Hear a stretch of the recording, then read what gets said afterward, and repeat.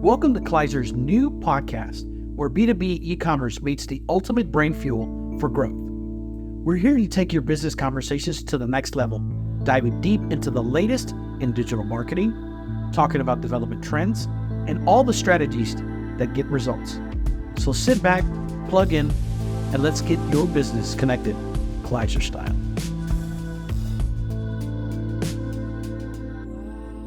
According to a Deloitte survey, 77% of business-to-business cited digital transformation as critical for their company's success. 71% described their company's business processes as moderate to extremely manual, and only 17% said that their online purchasing was very easy. Digital transformation is about adopting the latest technology, and it also involves reshaping processes to optimize costs, improve efficiency, and achieve long-term growth in the B2B space, where businesses operate complexities are high. Leveraging digital solutions can make a significant difference in reducing overhead costs and streaming workflows. Hello, my name is Aaron Pallares, Partner Channel Sales Manager here at Klizer. Today I have the distinct privilege of speaking with my colleague and friend, Sander Mangel, from Open Commerce, a pioneer agency in the e-commerce space. Together, we'll explore practices, strategies for driving outcomes, and maximize businesses' ROIs. We're happy to have you here, friend. Thank you, Aaron. Happy to join. So let's get started with targeted process optimization. Many B2B companies face challenges like high operational cost due to inefficiencies in procurement, inventory management, and customer service. Tell us, what is your perspective on addressing these pain points? Right. So pain points in just super manual process is, like you said, common with B2B. What I see with a lot of companies, especially the established ones that have been around for 5, 10, 50 years, is they have grown organically. They have transitioned through an age where maybe everything came in through fax, through email, and then all of a sudden they have e-commerce, EDI integrations. Often the team behind that isn't really moving along with that. They take a copy of either that phone call or that EDI printout and they'll type it over into their system, send it along to have it processed by a supplier or by the warehouse. Somehow just do not have that inherent drive to innovate as much in the way tackle non-core process, right? Because they'll be the expert in whatever like zip ties they're selling or engine parts they're shipping out. That is where they're focusing on, right? They will make sure that quality is the best, that their product is unmatched, that their service is great. But then when it comes to themselves, they kind of forget about that somehow. It's a curious thing. So what I normally see with these companies is they really need someone to come in and say, look, we're in, what is it now, 2025 already, right? Let's see how we can leverage these new technologies in a different way. You have e-commerce, that's great, right? You put on your e-commerce platform or a portal on top of your ERP, but are you truly leveraging the functionalities and capabilities that it's offering you? And are you pushing your clients to use those? Right? Because the first thing I hear with these companies, especially with the sales departments, no, we need to talk to our clients because they really appreciate that personal contact. Now, I recognize that is important, right? If I'm dealing with an issue, I want to talk to a human being. But if I need to order 1,000 parts of ball bearings, whatever, I don't want to talk to a human. I just want to order them quickly because I have 1,000 other things to do. Right? So I think there's a lot of misconceptions on what clients value, right? And what clients think is easy or comfortable. How we used to do business versus how we are doing it now. Right now, we live in the age of millennials, Gen Z, whatever, that are starting to do procurement, right? And they expect, well, they grew up with Amazon, right? Gen Z or the younger generations, especially, they don't want to call. They hate calling. They don't know what it is, right? was old fashioned, right? So they expect to be able to just take out their phone and order those bulbs. So I think that is where you need to reset the thinking in the company. And even though they're working with those new technologies, to really see how did they adopt those technologies really as a core competence of their sales department or procurement department. So that's a very lengthy answer to a very short question that you posed. No, I appreciate that. It reminds me of the time when secretaries used to have to be able to take good dictation, type a certain type of speed, and be able to have a conversation on the telephone, and how that has evolved now to maybe they need to do social media, they need to be digital marketers, they need to do and just evolve with the times. Would you consider AI part of that group? And can you maybe share an example of integration of AI and how it infused a B2B business to grow outside of its current model? Absolutely. But let me put it this way. Remember back in the day when they did 3D animations in movies and you could just see it's 3D. It's so bad, so bad. And like in hindsight, you're like, how were we watching this crap? Right? Well, today you don't see it whether it's 3D or whether it's real, right? And it's the same with AI. All those thousands of consultants pushing ChatGPT, 10x prompts and what have you, right? That's that old VFX that I'm talking about. That's that old 3D crap that you saw in old movies. Truly integrated AI isn't visible, or you don't see it. It's not a chat. It's not, it's seamless and it augments the process that's already there, right? So let's take a look at the sales department I was looking at. When they get a lead in, right? When someone fills in a form and says, look, I need, again, the 1,000 ball bearings, you don't expect AI to then send them a link to ball bearings. That's ridiculous. That's not how you treat a customer, right? What you probably want to do is, all right, let's see. They're asking for 1,000 ball bearings. That's a considerable amount. In that case, I want to make sure that they get sorted to an account manager. If it's a smaller, maybe I'll send them to this link on the website, right? Now, that's a simple decision tree. That doesn't need to be AI, of course. But then when you start to analyze the way they maybe have written their request, right? Are they asking for a question? Is there a tone of uncertainty in this message, right? That's something that AI can pick up on. The company behind it, right? The order is small, but the company behind it is massive, right? And they're just testing out.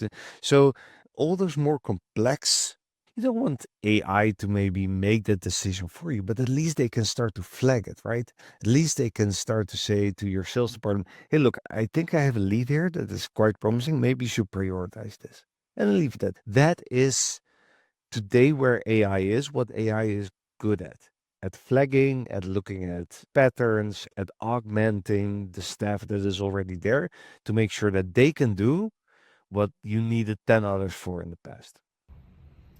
Excellent points. I would like to pivot over to change management for cost effective transformation. We kind of touched this in the last conversation that we just recently had. Resistance to change is often a major hurdle. So, how can companies address this? How can we fuse old patterns and discipline with new technology and the upcoming generation? How can we fuse that together to produce a really good ROI within the company? Right, that's a good question. So I think what I normally see is these big IT projects, right? They're super proud of the introduction of this new CRM system for our sales department. But that gets implemented in a vacuum, right? That's a manager thinking they know what the team needs. They'll talk to that IT team. That IT team will roll it out, super proud. Everybody's stoked. And then, the sales team is like, yeah, but wait, that's not how we work, right? This is not what we need. We have our own process and it works fine. And you know what? This new system is going to mean that I'm not going to hit my targets because it takes me twice as long to find an account. So what I've found is the best way to really make sure these kinds of rollouts get adopted quickly is to first make sure you address the process, right? Do we have a process, right? Is it measurable? Have we documented levels of maturity, right? It's a famous model. So, did we document the process? Are we able to measure it? What have you? Can we optimize the process first? And then when you've gone through all of that, when you optimize your process, you've documented it, you've made it measurable, then you want to see, okay, where's the gap? Where can I use technology to close that gap, right? And make sure where I can truly support my sales team, I bring in a small veneer of software, which is probably a CRM system, but it's already seamlessly integrated with the process that they have. And if it's not, then I've gone in and I created training based on the documentation we had on how to make minute adjustments to their process. So instead of telling to them, tomorrow you're going to work differently, I just tell them, look, watch this 5-minute video. You'll see how you will find your accounts based on postal code instead of phone number, right? Whatever. That to me is the best way to address change, right? Because you start with the people and the process first. And then the most expensive part, the software part, you keep that for last and you only apply it where it truly adds value. That is awesome. It reminds me of the whole conversation of silos and how some companies have, to a certain extent, siloed themselves within their departments and not have reached out to those departments in the decision making process to bring in this new technology. There's always one department, and normally the IT department, that is pushing us forward into new technology, and most of that is led by the visionary leader, the CEO of the company or the CTO of the company, and they're heading in the direction of what new news to come. But in the new, the trickling doesn't get back to those different levels, and those are definitely pitfalls that allow for confusion to happen, for frustration. You can have a great rollout of new technology, but in the way that it's not communicated within the company culture, it creates confusion, it creates fear. Some folks may feel that they're getting replaced by automation or system technology. And I'd like to talk about that in a minute here shortly, just so that you have an idea. We have an idea of what that is that we would like to hone in. Because I know when it comes down to people and automation, there's a soft spot in your heart about that. We spoke about that last time. So I want to kind of pivot over a little bit to that so that we can go ahead and deep dive into that. What is your take on individuals that feel that automation is going to come in and just wipe them out off the face of the earth? What are your ideas when it comes down to that?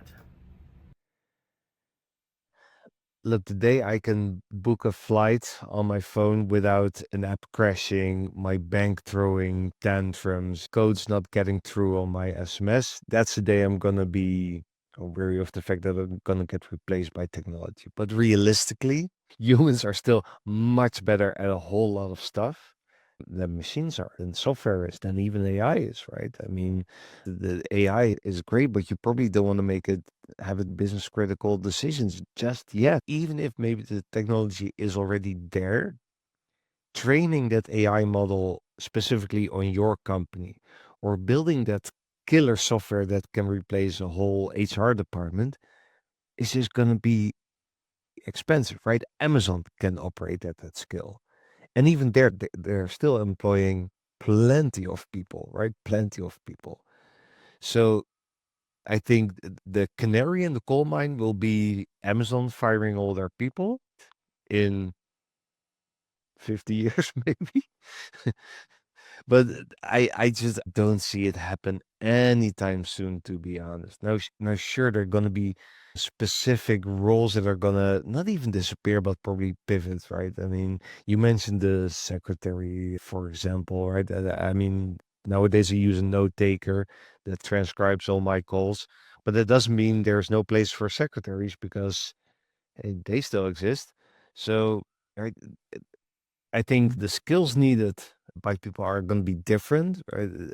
And especially in the field we're in, I think we often deal with people that say, as soon as something gets technical, they're like, "Oh, that's the domain of IT." I think make sure you stay up to date with some of the technology, right? Make sure that you know how to send out an email, that you know some of the benefits of, I don't know, ChatGPT, well, what have you. But your job is not going to get replaced overnight. Absolutely not. What we want to do right now is take a break, and we want the audience to know where they can find you. So, Sander, where can somebody find you and your services? Where would they go to be able to connect with you? Well, LinkedIn is probably a good place to get started. I'm not super active. I mean, the amount you post, I have a lot of respect for that. I don't know where you get the time from, but so I do post from time to time, and it's normally a bit more lengthy. I try to share some knowledge, so that's a good place. So look for my name, Sander Mangel, on LinkedIn. We have a website, opencommerce.agency. That's a good place to get to know us a little bit better.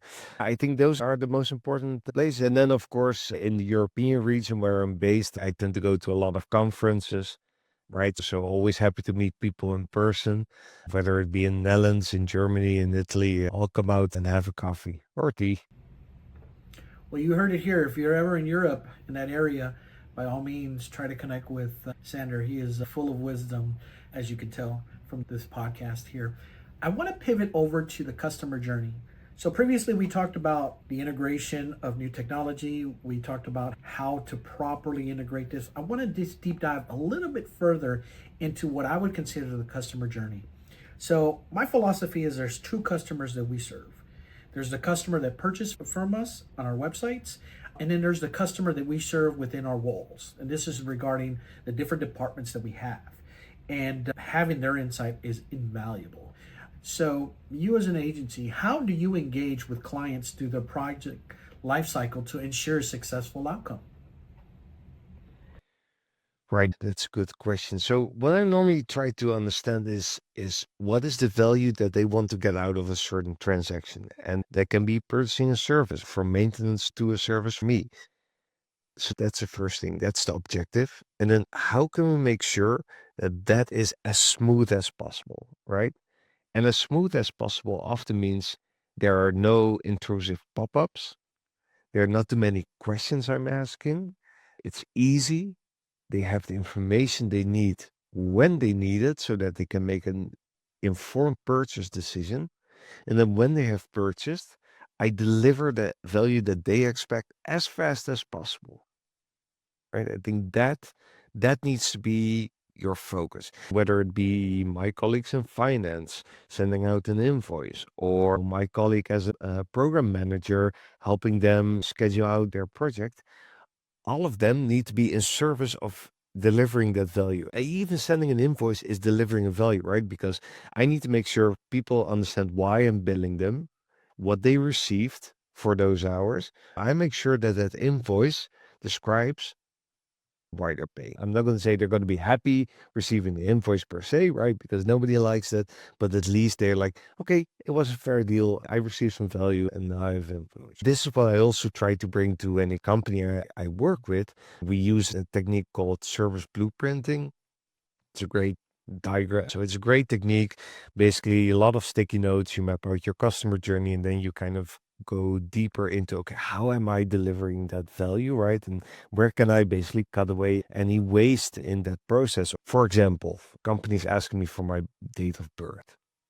You don't need my date of birth to deliver a service. Just don't ask me, right? That is companies thinking about themselves first, right?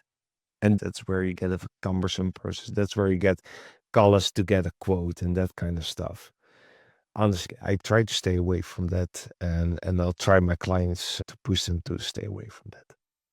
In a picture perfect world, these B2B companies, when they come in to approach us, there's a set budget that they have in mind. But it never fails that as we begin to discover the opportunities of what can be, that budget seems to be ripped off because then they want everything, right? And again, I believe in having everything but in phases because you have to grow with the implementation that's taken care of, especially the immediate needs. My question to you is how do you help business to business to have a realistic expectation as to their project so that it doesn't get too far ahead and too far behind? That's a good question. I'm not sure if I have an answer. It's always a very custom approach. I think the most important thing is, again, back to people and process, right? Is first of all, understanding their customer and their customer journey, right? How are they delivering value? And then how did they structure their internal processes? And where is there truly a need for technology to step in to, solve an issue, make life a little bit easier, what have you? Right? What I often see is that we will build a very lean and mean project, and then the marketing department gets their hands on it, and they're like, no, we need tracking scripts and pop-ups, and we need to send emails and this and that. I'm like, yeah, sure. I mean, marketing is important, but do we need all of that to be front loaded just to go live? Do we really need maybe we can just stick to the business as usual and slowly start to add on. And this is especially challenging with pre-built solutions like a platform, right? Whether it be, I don't know, a Adobe Commerce, a HubSpot CRM, a Shopware e-commerce, the solutions. It's so easy. On Shopify, especially, right? It's so easy. You go into the store, there's an app for everything. Why not install it? But it's bloat. And it's not just bloat in a technical sense, it's bloat in a process sense. It's bloat in the sense of yet another functionality to maintain and what have you. Like, do you really need that? I think that's something that companies should ask themselves more. Maybe have a couple of posters on the wall. Do we really need this? You alluded to something very important that I wanted to address, and this is the crucial area of data driven cost management. The hidden cost of data is actually eaten into the profit margins.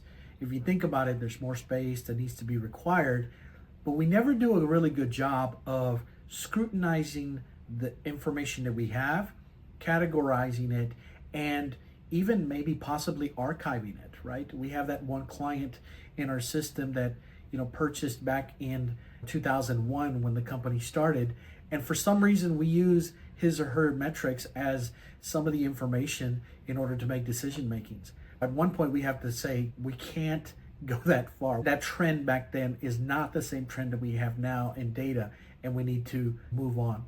So my question to you is, what strategies would you recommend to business owners to be able to handle their data, especially with AI and the capability, as you mentioned earlier, of having it work in the background? What would you recommend as a good strategy for them to manage their data? Yeah, I see this a lot. What you're describing is very familiar to me. I think, first of all, often when I speak to companies and I tell them, "Well, okay, let's see if we can set up a basic data warehouse." And I'm a big fan of starting basic. So BigQuery and Google Looker. Great. You can do so many things with that. And then they're like, okay, but there's so much data I need in there because, there's decisions to be made and actions to be taken and, whatever. But they see this data warehouse as Excel sheets, right? And if the Excel sheet doesn't contain all the columns that are there, then it's useless. But that's not true. It's fine to have duplicate data. It's fine to replicate data over different tables, databases, whatever you want to use. So I think you first need to understand, what am I going to use data for? Now, to your point, if you want to see trends, you probably don't want to look at the data from 10 years ago because probably that's going to be slightly obsolete, or at least you want to take out the outliers, right? Yeah, the markets change. Technologies become obsolete. I might be selling parts for a machine, but I phased out that machine. Right? If I look at the trend, I would still be making parts for that machine that I phased out. If I want to look at my sales data or my customer data, that might be super granular because I do want to go 10 years back because I want to see that used to be super strong in this state, right? One of our sales guys left, and we should have someone else there. Think about what you want to use data for, and then don't be afraid to replicate data over and over again for the exact purpose that you need it. And find someone that actually knows how to handle data. I've worked with data engineers that are just pure magicians. One of my last projects, she was amazing. You could throw data at her and she would dissect it sort of, right? She loved it. And that's the kind of person you want to work with. Often companies just give it to the first person that works with Excel and expect the magic to happen, the data to work for itself, and it doesn't. It's interesting you mentioned the fact of partnerships, right? Sometimes when we're talking to B2B owners, they anticipate that not only we will have the intellect and maybe the staff to be able to take care of all their needs, but there are some instances where we might have to encourage an additional third party partnership. And that's where our network comes into play, which you said, like, getting to know people on LinkedIn, getting to know other business owners, other digital craftsmen, other individuals that just bring a lot of highlight. So that can be either a whole other organization or a service-based individual that will do something like that. Talk to me a little bit of how you would go about helping a B2B customer who would like to have a service that maybe is maybe outside your realm for the moment, or it's better used with another third party partnership. How would you interact with that so that the business to business owner can feel empowered by that decision? Yeah, that's a good point. And I think, especially, I mean, we all know that business ain't easy at the moment. Economies are down. It's a throat cut business. But at the end of the day, it's not a zero sum game. I think you have to enlarge the pie. There's enough, basically. And I think the moment that you as a company have that mindset, you truly start to leverage your network and you're not afraid to share knowledge, give tips, bring people in, have them pitch an idea or a solution or what have you. That's when you start to truly deliver value to your customers. Because those customers, honestly, they don't care who delivers the solution, right? They just want that solution, whether it's you or whether it's that guy at a networking event or some classmate that now went into SEO and really can help them. That's all fine. But you need to be able to bring others in. And I think a lot of companies, especially in this day and age, they try to do everything, right? We're a full service company. We can do whatever you ask from us. But then ultimately, they just don't deliver on that. They waste the trust that they gained with the client because they were great at the one thing and then they suck at the next thing. We're only as good as our last project, right? So that client is going to remember that we blew their SEO strategy on the go to market, right? We lose that client. I think that is the core of it. Outstanding point. We have to measure our credibility with the influence of the final product that we gave, and that people are going to hold us to that memory, whether it be good or bad. And that's something that we definitely have to keep in mind. I want to go ahead and take a moment to tell our audience that for more information like what you just heard, please feel free to visit our website at www.klizer.com. And don't forget to subscribe to our YouTube channel to hear more from industry leaders like Sander. I got to tell you, we've had a great time, and we're just about wrapping up this conversation. And believe me, we can probably sit down and drink a cup of coffee and have a full 8, 12, 16-hour conversation of these insights. It's been a real pleasure to be able to talk to you and hear from your perspective what's going on within the industry and how we can better help our B2B customers.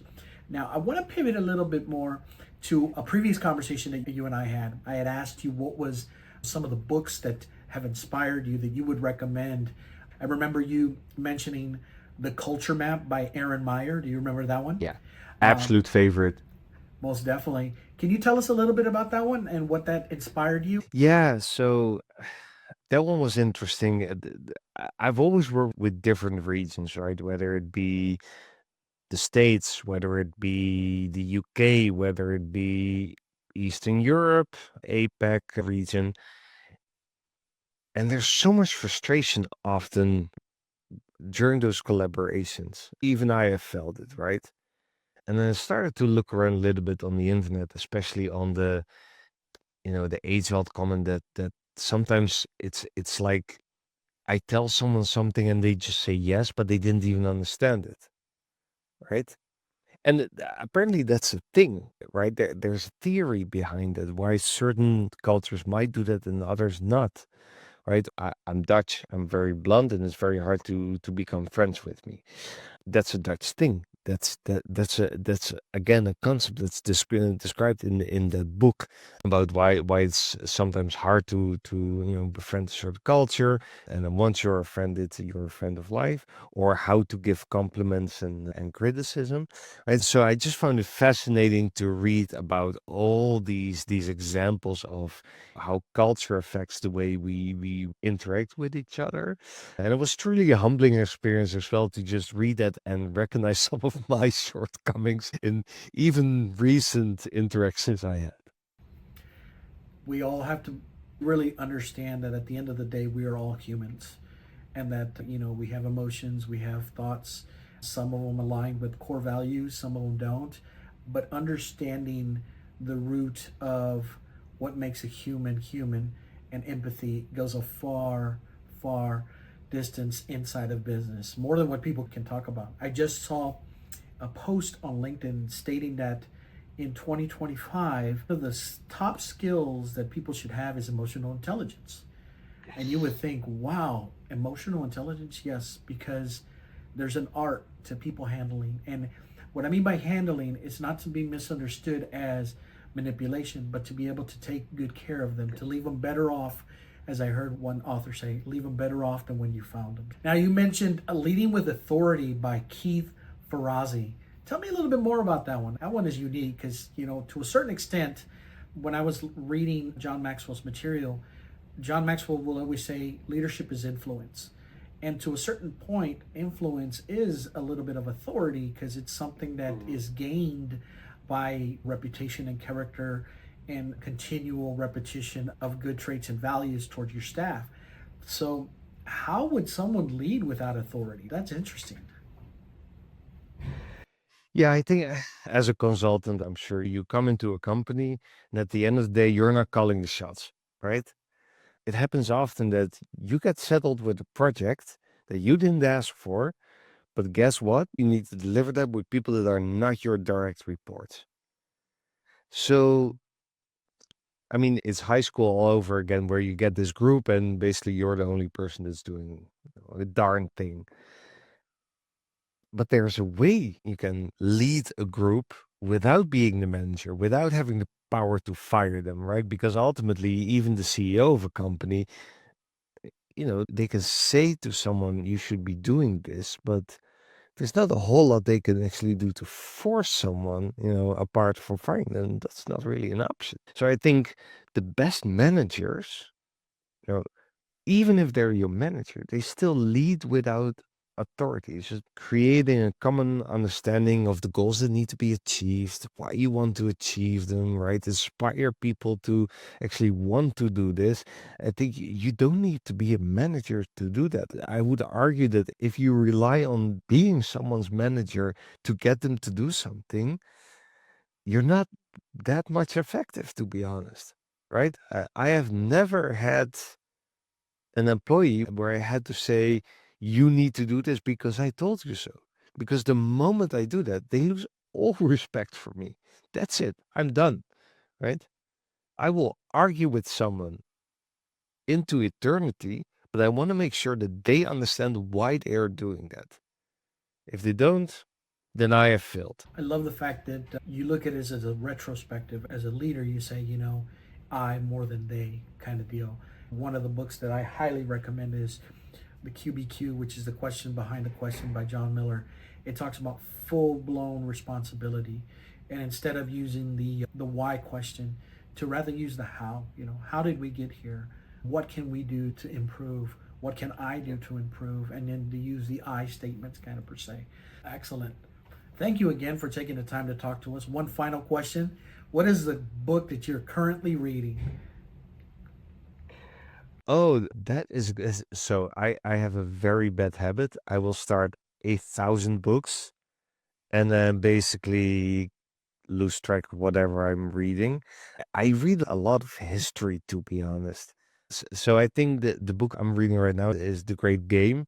It's a fantastic book about basically the great European powers and what they were up to in Central Asia. And I mean, it makes you wonder that We started to mess up a long time ago already. Let's leave it at that. I think it's also inspiring, right? You learn something about being respectful of other cultures and maybe not always imposing your own views and values on everywhere you go.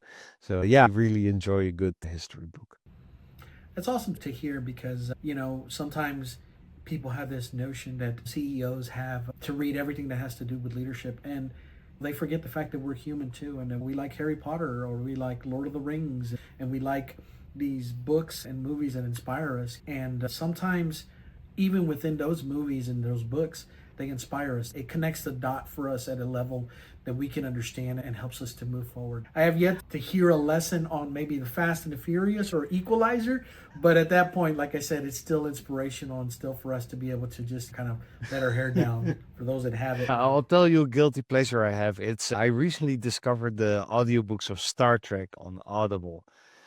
I went through those in no time, I tell you. And there's a lot of leadership lessons in how Jean-Luc Picard handles situations. I'll tell you that.